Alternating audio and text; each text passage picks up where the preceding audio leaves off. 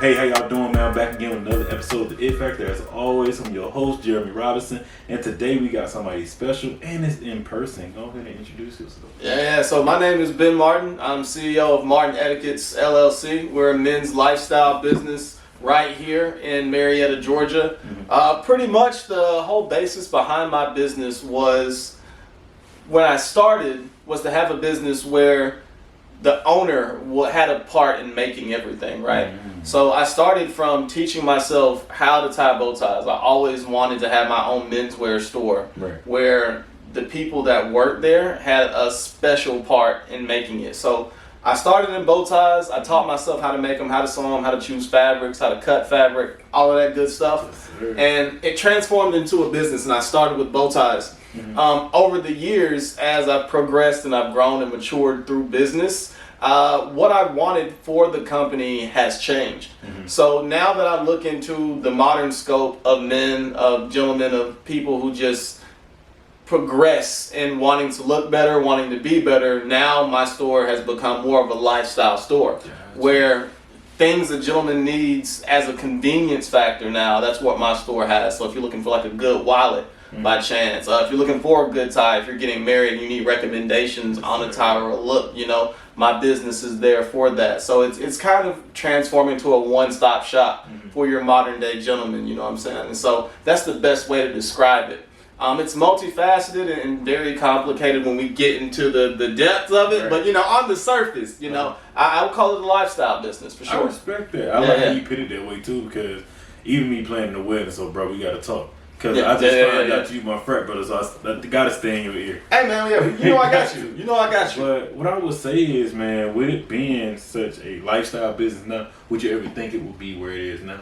Then you started it back in 2017? Man, when I started this business initially, it was honestly, I wanted to make bow ties. I wanted a menswear store because growing up, my father and the men I be placed around, they were always dressed up, right?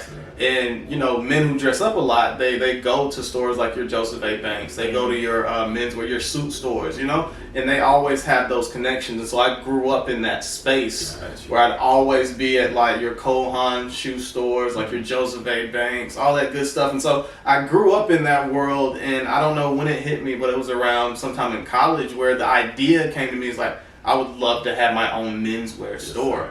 And so, you know, that started the hard work of really putting in the time and labor of like, okay, if I want to learn how to make something, you know, and make it well, right? Because you can do things, but, you know, be mediocre. But if you want to have quality work, you have to truly put in the time and effort it takes to develop that skill.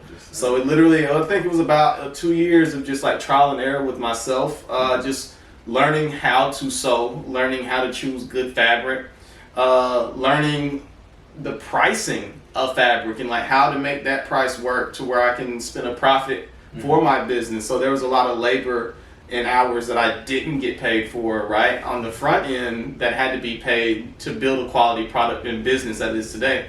But I would have never imagined that the store would have transformed into what it was. Because when it started, I just wanted a tie business. Right. And that's it. And literally, like I said, it's just matured over time, right? And as you get older and you progress in business and you meet people and network and you start to see things and learn things, you begin, you know, even as you get deeper into your business, you begin to transform, and it transforms with you. You know, it's like almost raising a child, right? I would kind of describe it to that, like, this business kind of has its own flow, its own way of doing things, and it kind of changes and molds, and you kind of change with it. So yeah, I definitely couldn't imagine it, but I'm like, I love the way it's going and the direction it's moving in. Yeah, I can only imagine, like, me even being a business owner and just seeing where the It Factor is. Just me recording somebody the other day, it was like, yeah, man. So they asked me a question. It was like, yeah. So do you think that, like, did you think your business was gonna be this? I started with a mattress in the back, and I just knew I That's needed to real. get a mattress. I knew I needed to get this message out. So it didn't even matter how it looked. It was like, just to have my own studio now in my own house. It's like, okay, that's amazing. It's crazy. So what's next? Yeah, you know, those type of things, and even just the point of like reaching out to people or staying in touch with people. You're like, nobody. You interviewed me a year ago. You still. I'm like, I'm still staying because you're part of the network. Absolutely, now. absolutely. You know? And I feel like in that, I would say, what is your it factor? Why you do what you do?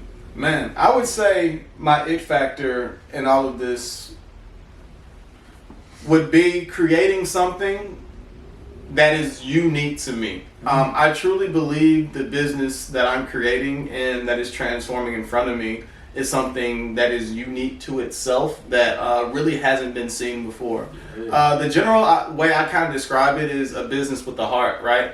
So there is a charity part to my business as well. So it is a men's lifestyle store, but we also have that charity section of it where I have a scholarship that's actually in the city of Marietta, Georgia, where I've partnered with the local high school, Marietta High, to sponsor students, graduating high school seniors with a scholarship. So that scholarship is funded directly from profits from my business and people who want to donate.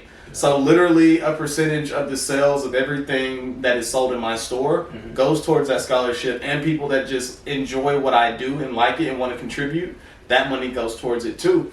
And we give high school seniors that opportunity to earn money through applying for the scholarship. And we give them the opportunity through mentorship, because there's a dinner that's held with the scholarship where they get to meet people that are high earning executives, entrepreneurs from all walks of life, and that are college educated. Those kids really get to sit down, man, and have a free-for-all open forum discussion with these people. And I mean, imagine at 18 years old, you're getting ready to graduate high school, and you get to sit down with 4 people that make 6 figures. You get to sit down with people that have built business from the ground up. You know, you get to sit down with people who are college educated that have been where you want to go and have done amazing things. And you get to sit down for that 1 to 2 hours, and it's like whatever you want to ask, right? You have the opportunity to do that, and you might even earn a mentor, a lifetime mentor out of that. So that opportunity that we're able to give to these kids is invaluable, and I love the work that we're doing. But nowadays, a lot of people get into business for profit, and that makes sense. We all want to make a profit, but a lot of people don't really think about how are they giving back, right? And on the front end with this business, I always wanted to do something that gave back to wherever community I was planted in. And so, I think that's really the big thing that separates me from a lot of businesses, where we have quality products and we sell great things, but on the side of it, whenever you buy anything from this business or support it, you're also supporting your local community right here in Marietta and Atlanta, Georgia. You know what I'm saying? So long term, we definitely want that scholarship to be a big thing. But the great part about it is when you support this business, you're not only getting a great product for yourself, but you're also helping put money into the pockets of graduating seniors right here in your community. And I just don't know a lot of businesses that do that or think about those type of things to even incorporate into their business, man. So I mean, that would certainly be my it factor, if nothing else. That's amazing. I would say that because I love giving back myself, and I definitely look forward to helping you out with that and doing it. Because of the fact, like, talking to somebody at that young of an age and saying, like, this person, no matter if it's just an entrepreneur or just a person like myself, it's like you don't know where they'll take you in college or wherever your endeavors after you graduate high school. So that's amazing to have that set down. Then also being a black male and doing, like, you tell me I can walk in the store and get a wallet, I can get ties from I can get a dress shirt. The fact that Jose Bank, don't get me wrong, like, they've been around for a long time, but the fact once I seen everything that you do, I was like, not only I gotta have this brother on the show, like, I gotta commend him for what he's doing because of the fact it ain't that many people doing it. You know, my college suit that I got to go to college, I got it from a black male college open store down in Fort Valley, Georgia, in rural Georgia now.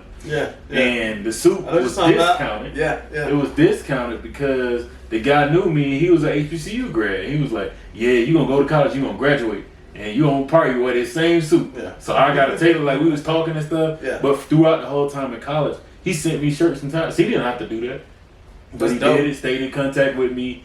And I feel like what you're doing, it reminds me of that, man. That's just so amazing. Yeah, I mean, I think a lot of us nowadays, especially in the era we're in with, like, social media, and we're all hyper focused on being successful and being able to have that persona of image of success, that we get so focused on it that we forget where we've come from, and we forget to even have an element of thinking about those who are behind us or coming behind us, or just are being example for that. And so I definitely wanted my business, if nothing else, regardless of the business itself, when I leave this world, I want people to say that that business did something for people. Gotcha. Right? It was more than just somewhere where you could get a nice tie, a nice wallet, a nice whatever it is, but this business added value to our community. Right? It added value to my family, where we live. Like, this business was a staple in this community, and I mean, that's really one of the bigger sides. Because I feel like if you focus on helping people and focus on how you're adding value to whatever you're doing, wherever you're at in life, if you focus on adding value and focus on how you're doing that, everything else is going to come behind that, right? Like, the success is going to happen, the financial gain is going to happen, the influence is going to happen, I think. But it's easier when you're focusing on, okay, how am I adding value to other people's lives? How am I making someone else's life better? What am I doing to have an impact outside of myself, outside of just earning a buck, right? I think if a lot of people focus on that, they would really kind of discover where their purpose is in life and where they belong. Because, like, this business makes me feel fulfilled more than anything else, man. It's awesome. It's great. Yeah, and I like how you speak about it too, like just saying how you're able to give back. You know, that's another reason why I started the show, just to be able to give knowledge and bring people like yourself home.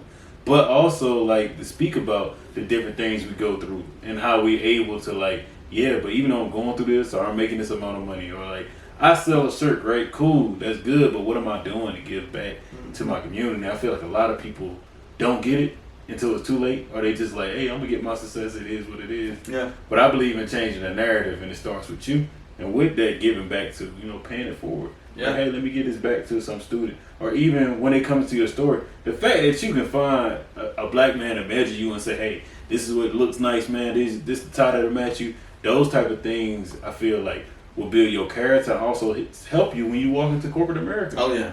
You know, definitely it will. Or even just a banquet or a prom, you know, just having somebody like, dang, a black man, like, really walk me through this, bro. Yeah. That's good. Yeah. And I mean, it's definitely a good thing, a good feeling to allow the things you enjoy and your passion to be able to work through that. But I think the biggest thing that kind of helped me with this store's transformation now is being able to evolve, right? So being in the fashion industry or being in anything attached to fashion, I don't think there's much space in that world to kind of be stuck and stagnant. Yeah. So, because fashion, it's always changing, it's always moving, and there's always something that's different or new. Now, with my business itself, I don't technically consider it fashion because I more so focus on items that are convenient, that you would need, that most men, that would help enhance, right, your style. But even in that narrative, all of those things change, right? Like, I sell minimalist wallets in my store now because I had to look and see that even the wallets we use in today's society for a modern gentleman, a modern man, like, we don't have the old school wallets our parents used to, where you have like the cash and it's got all the billfolds and all that, because we really don't carry cash like that anymore. Right. You really have card holders. And my personal advice, I don't even advise men to carry a lot of cards on their person at one time, right? So a lot of us, we usually go with the minimal kind of, we might carry like 4 or 5 cards in our wallet at one time, but we don't need the big bulky wallets our granddads had, right? So if I were to sell those old school wallets in my store and think, you know, I'm going to make a profit off that, it doesn't necessarily work. You kind of have to be in tune and always evolving with what's going on now and what's hip or trending now. But that's a part of just that industry in general. So you just can't get into it and think whatever you start with, well, that's what's always going to happen. No, you always have to be thinking and looking for, like, okay, what's coming next? Right. What's another way I can get an advantage on competition? What's a better way to grow? What are people doing now, right? And that just takes you always understanding that you don't know it all. And so you just always have to be open to listening, learning, and just understanding that you don't know it all. You don't have all the answers, and that's okay. Ain't nothing wrong with that. Yeah, you know? yeah. You're not gonna always know it all, but also the way that you said you're gonna tailor that's amazing. You like, hey, let me tailor it, because granted, everything's changing. Every other week something changes. Even me being in the technology industry, every 2 weeks, man, or I was in training last week, like, oh, this training gonna work, it's gonna be the new thing into 2025. And it's like, okay, that 2025 sounds like it's a long time yeah, away, it ain't but it's really man. not. Yeah. You know, It's right around the corner. Yeah, and you have to kind of adapt to it and also be able to pivot and say, hey, what works for me? Yeah. Type thing. But I definitely would say in that, what is one of your ultimate life goals? Life goals, man. Man, okay, that's a deep question. So I would say for myself, my biggest life goal is, I'll know if I did what I need to do in life based on the results in the life my children live and my grandchildren live. So that's how I'll kind of measure my success, right? It doesn't matter if I make a lot of money, have a lot of influence, and accomplish all these things, Right. if my children don't have the knowledge to pass it on, right? Or if they don't have the ability to create or generate their own wealth, if they don't want to take the business that's passed down, right?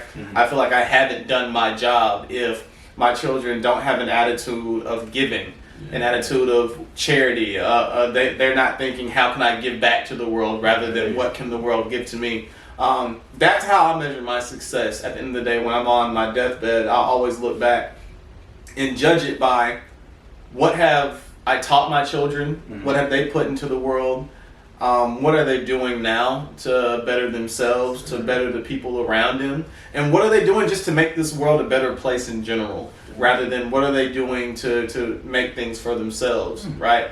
Because we can make all the money in the world, man, we can accomplish all the things, but eventually we're all going to leave here, right?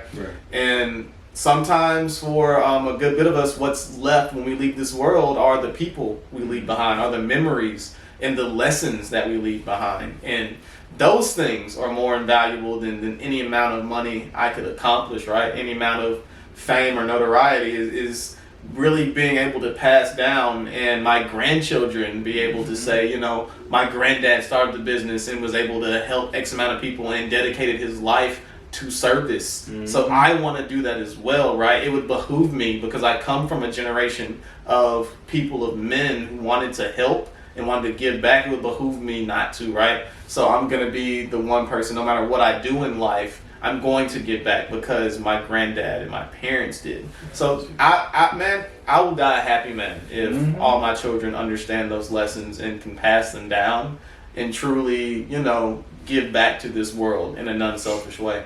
Gotcha. Yeah. I like that. I like the ultimate life goal, and I like the way you stated it, because I think the same with the podcast. You see, you start something, and it's like, at first you're like, oh, I want this to be it. Like you said, it's a baby. It's like, I want it to be this, and they got to do this. But over time, just even what I'm seeing it turning into, I'm glad that I started this at a young age, to where once I do have kids, I'm saying, hey, this is something you can look forward to doing. Or, absolutely. Hey, daddy interviewed this person, that's what you want to do? Hey, let me go and get on a phone call and get with him. But the fact that I can be able to pass that down, and even the things my fiance say, friends say, family, or even people been on the show, I just know I'm doing the right thing. But also, ultimately, I know God's like, hey, I'm proud of you, because you just keep pushing out, like, hey, I got you. Every time I think it's not the right thing, it still comes back to signs, me. yeah. Definitely. Absolutely. So, man, before we do close, man, I would also ask, I'll be wrong if I didn't ask, how was your experience in college that hit you to say, you know what, it helped you to be the man you are today? Man, had a lot of experience in college. You taking me back with that one. All right. So, gotta step back. Goodness gracious, man. I think an experience in college, I think it would be around like my senior year of college. So I was very active and busy in college, just like, I'm busy today. So that kind of never, that lifestyle never ended. So I ran track. I was in the fraternity. I was the president of the fraternity for 2 years. I had an internship, so I was working at the time too, man. And so literally my day would start at like 5 a.m. with practice. After practice, I would get ready for class. I would go to class at 8. After my class at 8, I would go to I'd have 2 classes, one at 8 and 11. I'd go to my internship after that from like 12 to 3.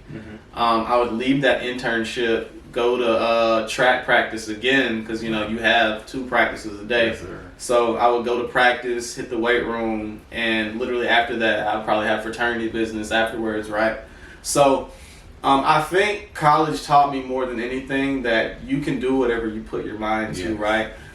Things might seem hard and difficult when you look at it for face value, right? Like, I think the best advice was told to me was like, the question was, how do you eat an elephant? And the answer is one bite at a time. Right.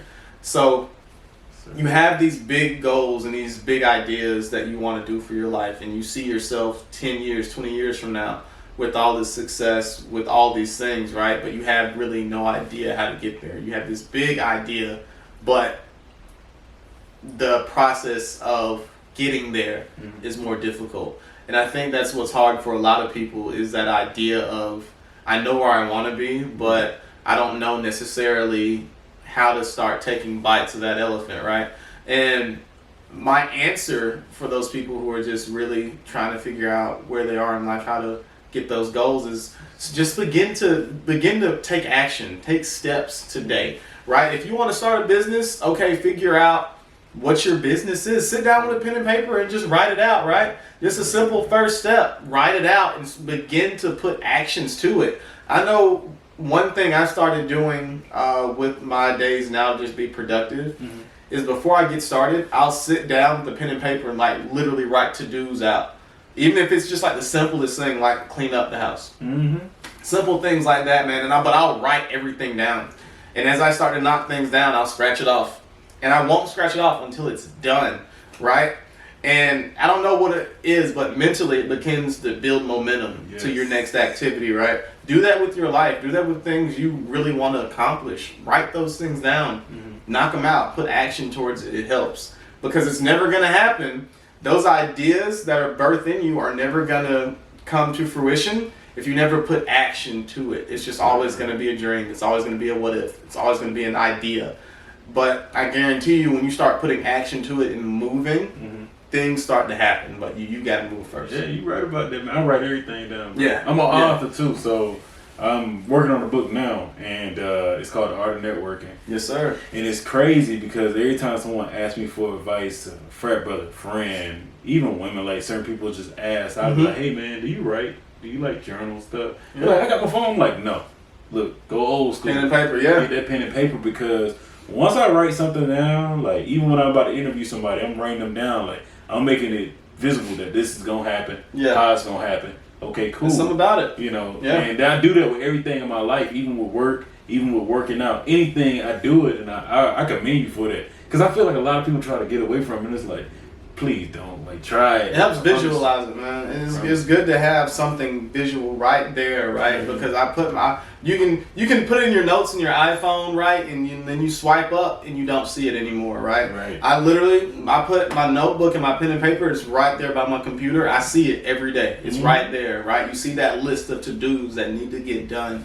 Like it can you can do it in your phone and your notes, but I guarantee you, once you swipe up and go to your social media feed, you go to whatever else, you're gonna forget about it. It's just what's real. It goes to the back of your mind. It's the back burner, and it just stays there until I guess you think about it, maybe a month, 5 months, a year later, and then you haven't put any action to it, and then you swipe up again, and guess what? You forget about it. Yeah. So I mean, write it down. Yeah. It makes a difference. You're right about that, man. So another thing I would want to ask, man, is like when it comes down to your business, how can people like get in touch with you? Also, when it comes to getting there, how can they get a location if they in Georgia? Yeah. We just got to break it down. Absolutely. So if you want to contact me, you can find me and follow me on Instagram. I'm literally Martin Etiquettes, just like it's spelled. You can, I have a website. It's martinetiquettes.com. You can email me, martinetiquettes@gmail.com. I mean, it's really simple. I keep everything like the same name, the same way. But I'm very personable. So if you need something, you can legitimately DM me. You're going to get an answer back. If you email me, you're going to get an answer back. On my website, if you need like a custom tie, if you're getting married, I do weddings. Literally, you can fill out a form on the website. You're going to get a response back from me. So there's a lot of ways to get in contact with me. And even when you email me and you get in contact with me, you'll get my personal number too.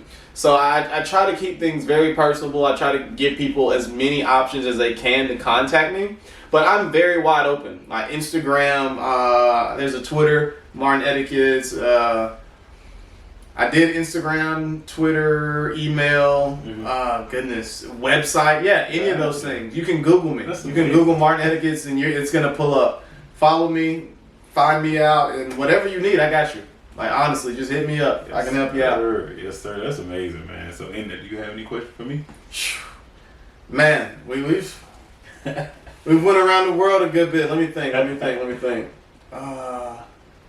Goodness, man, where do you see your platform going? Because it might seem to some people like this world, as far as like of podcasting, of YouTube, of just like sharing ideas, might be a space where, you know, people say, well, anybody can say anything, right?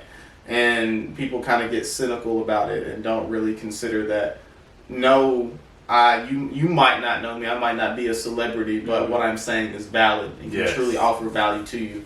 Where do you see this platform going, and where do you want to take it? I see it keep growing like these interviews are today.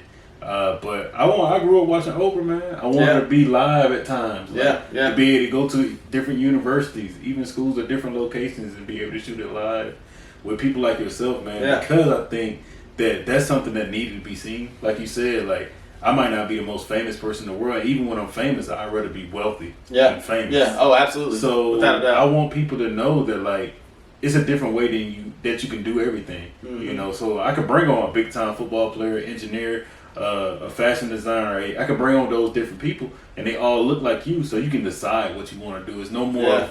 I don't know what I want to do no more. And take out the excuses. Right. There's no more excuses, man.